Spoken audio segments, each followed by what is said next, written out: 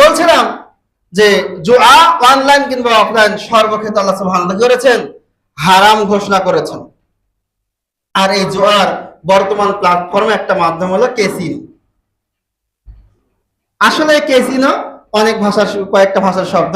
এর মধ্যে ক্যাসিনো একটা হলো ইতালিয়ান ভাষা, যার হলো ক্যাসা থেকে ক্যাসিনো। ক্যাসা মানে ঘর, আর ক্যাসিনো মানে এমন ঘর যেখানে আনন্দ করা হয়, মাছ মস্তি করা হয়, গান বাজনা করা হয়, পার্টি করা হয়, মদ খাওয়া হয়, ছেলে বা মেয়েকে ভাড়া করে নিয়ে গিয়ে অনৈতিক কুকর্ম করা হয়, এরকম ঘরকে ক্যাসিনো বলা হয়।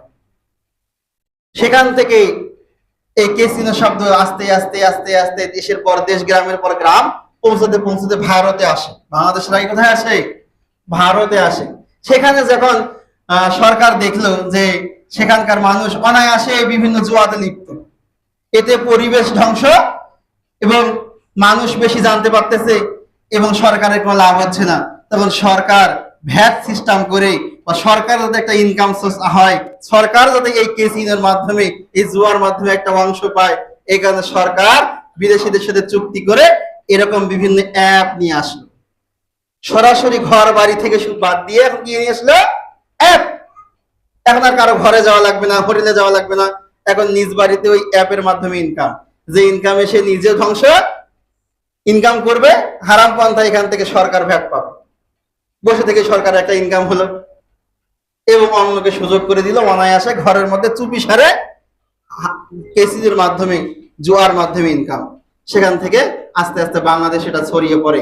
এখন বাংলাদেশের আনাচে কানাচে, চরে, একেবারে গ্রামে শহরে, বিভিন্ন অঞ্চলে মূর্খ শিক্ষিত সকলের কাছে চলে গেছে। তো যার কাছেই যাক না কেন, যেই করুক না কেন, এটা হারাম তো হারাম।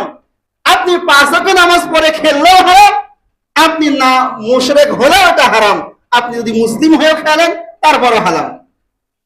মুশরিক হয়ে খেললেও হারাম, মুনাফিক হয়ে খেললেও হারাম, কাফের মুশরিক হলেও, হিন্দু হয়ে যদি আপনি খেলেন তারপরও হারাম। যদি বলেন আমি ইমানদার, 5 ওয়াক্ত নামাজ পড়ে আমি খেলি, তারপরও হারাম। আল্লাহ বলছে হারাম মানে জুয়ার যত মাধ্যম আছে সমস্ত মাধ্যমই হলো হারাম। অতএব আপনাকে এ থেকে দূরে থাকতে হবে। আল্লাহ নিজে এ কথা বলছেন, হাদিস আসলাম উল্লেখ করেছেন, হাদিসটি হাদিসে কুদসি, ইন্নাল্লাহ হারামাল খামরা ওয়াল মাইসির, নিশ্চয় আল্লাহ সুবহানাহু ওয়া তাআলা মদ এবং জুয়াকে হারাম ঘোষণা করেছেন।